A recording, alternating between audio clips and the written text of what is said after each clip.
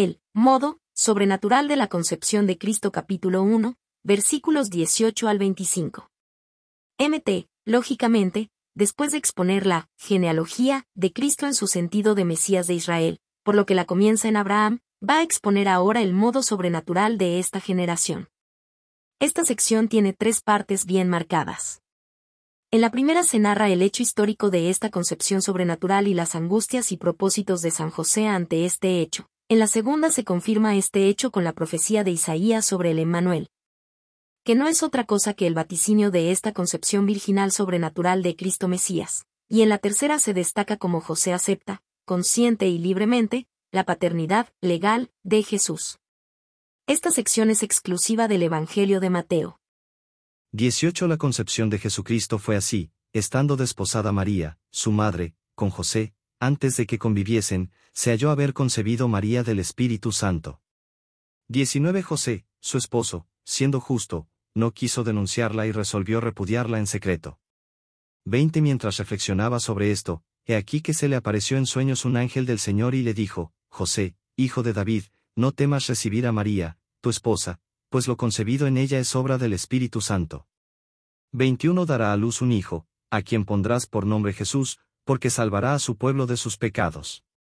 22. Todo esto sucedió para que se cumpliese lo que el Señor había anunciado por el profeta que dice.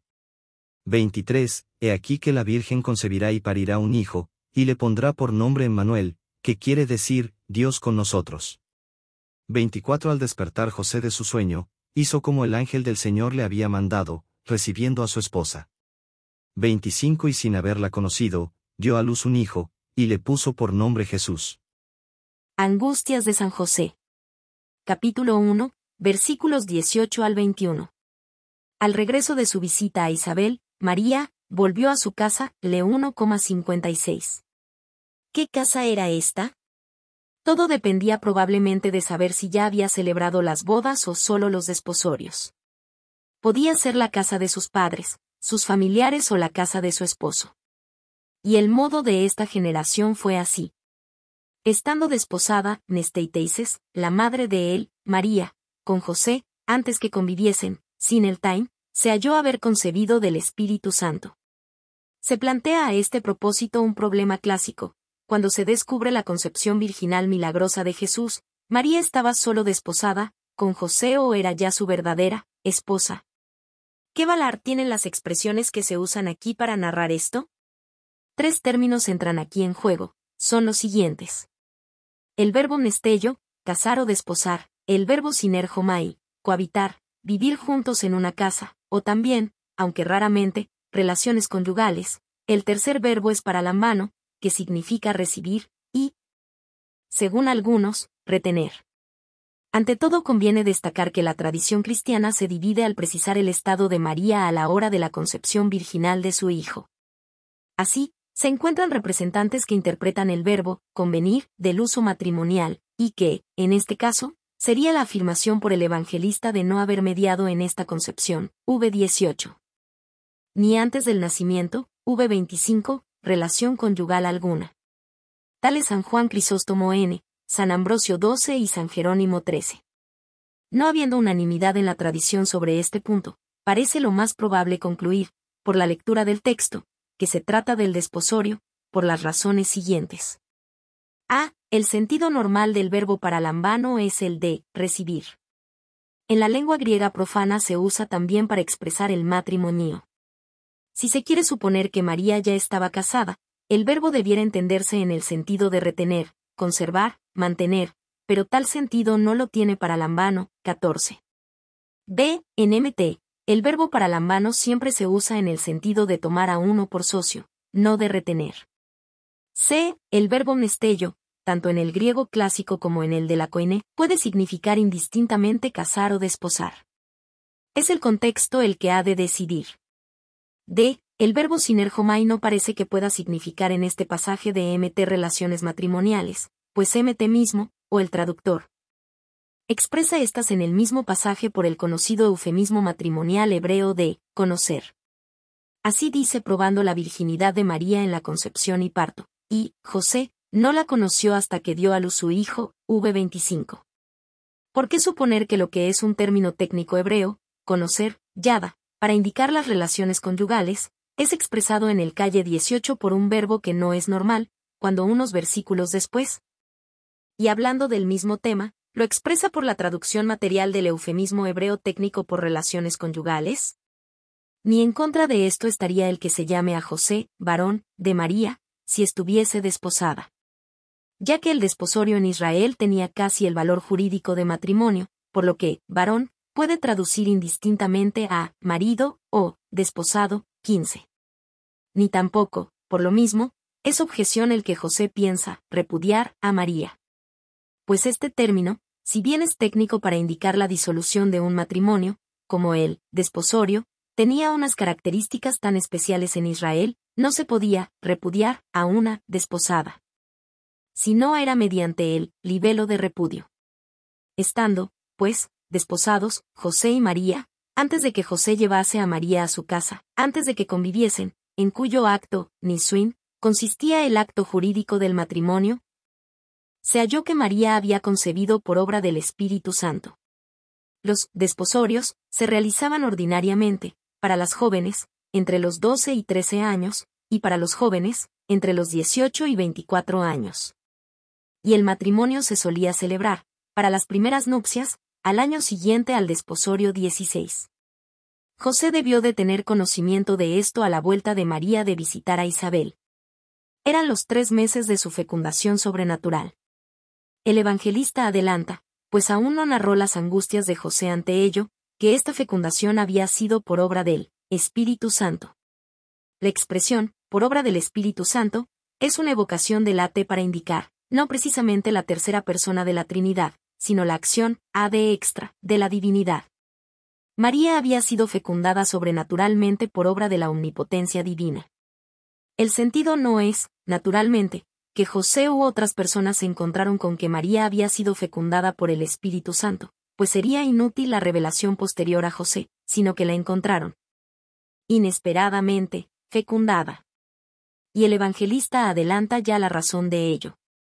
Ante este hecho se produjo un desconcierto en José. Humanamente pensando, en absoluto, no sería temerario pensar en una infidelidad o en un atropello. ¿Qué hacer en esta situación, cuando el desposorio, en Israel era ya un cuasicontrato formal de matrimonio? Ante un caso de infidelidad en una desposada, el prometido podía adoptar las siguientes actitudes.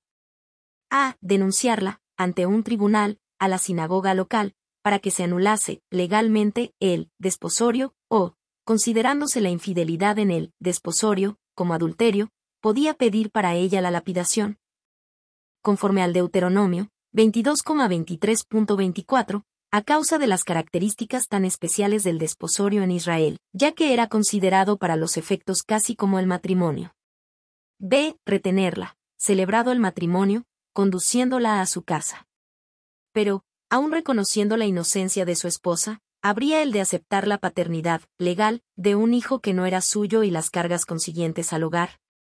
C. Podía repudiarla, bien en público, excusándola y sin pedir castigo, o repudiarla privadamente, mediante libelo de repudio, ante 2 testigos y sin alegar motivo 17.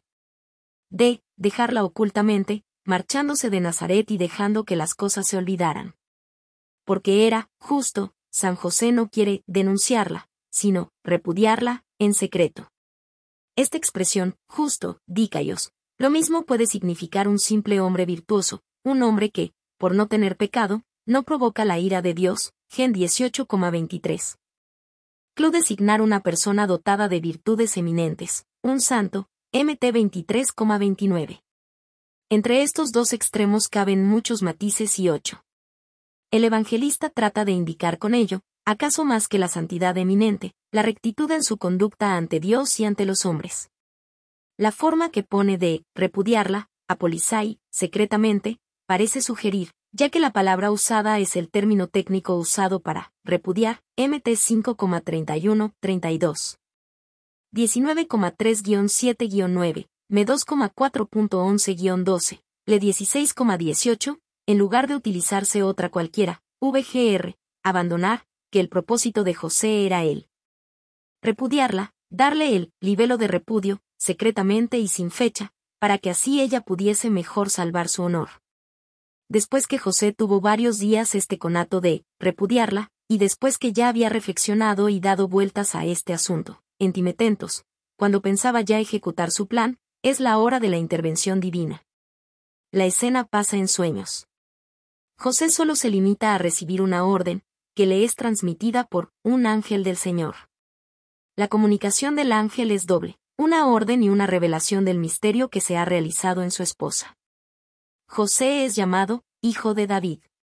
Precisamente la obra de José, como descendiente de la casa de David, lo que Mt había ya probado en su genealogía, es transmitir al niño los derechos mesiánicos por la vía legal, que era la paterna. No debe temer en tomar a María por su esposa. Lo que tenía indeciso a José era el misterio de su esposa. El misterio encerrado en María, y que el ángel le descubre, no puede ser un mal o deshonra para él, sino un privilegio, puesto que la fecundación de su esposa es obra de la acción omnipotente de Dios. Es obra del Espíritu Santo. Este no es aquí la tercera persona de la Trinidad, sino, conforme al vocabulario del AT, aquí reflejado, es la acción de Dios, ad extra. Es obra sobrenatural de la omnipotencia de Dios. José, en premio a su rectitud y al destino a que estaba llamado, tuvo una comunicación divina. Cuando nazca ese niño, él le pondrá por nombre Jesús. En el AT se dan ya anticipadamente los nombres de personas que van a tener una misión especial. Gen 17,19.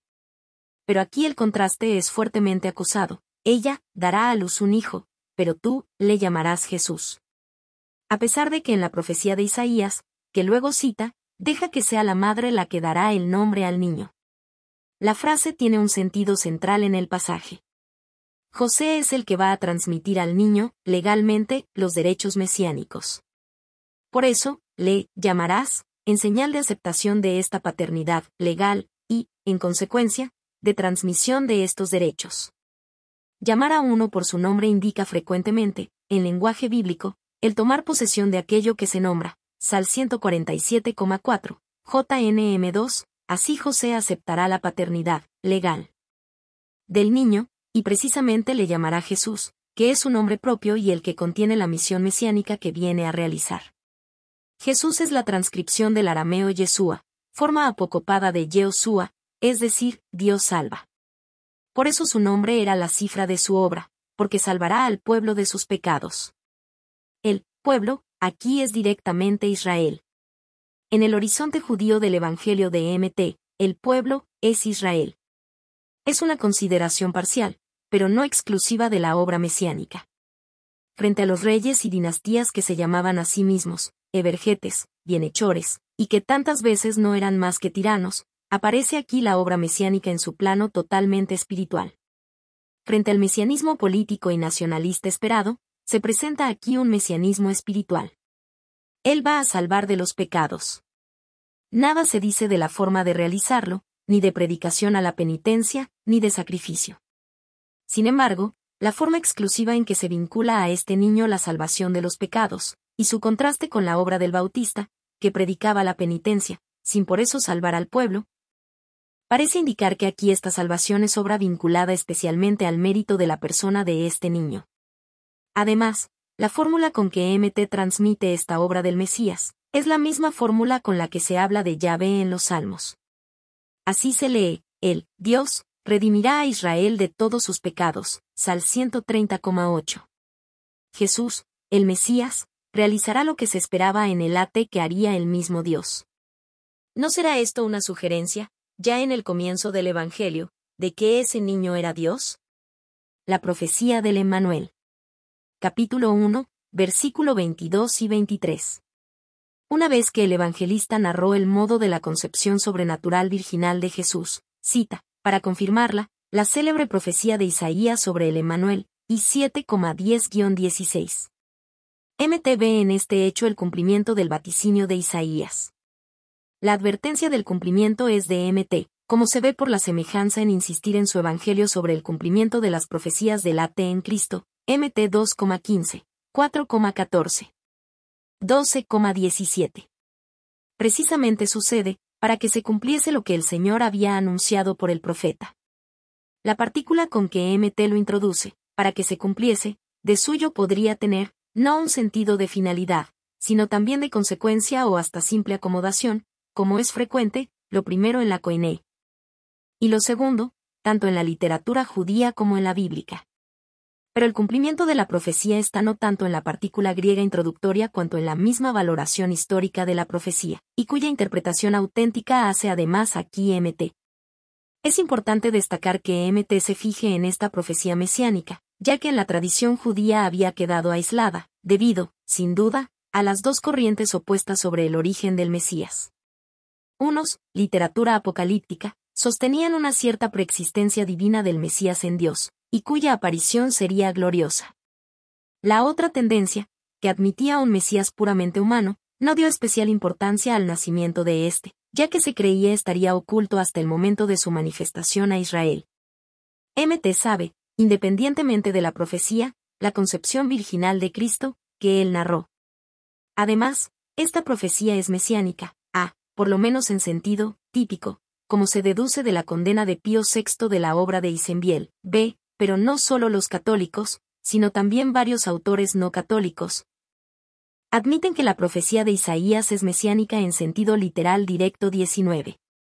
Mt, al citar la profecía de Isaías, pone en lugar de la alma, que significa de suyo mujer casada, virgen, no solamente por depender en su versión de los LXX, que ya usan esta palabra exigida por todo el contexto, sino porque da la interpretación auténtica del texto de Isaías.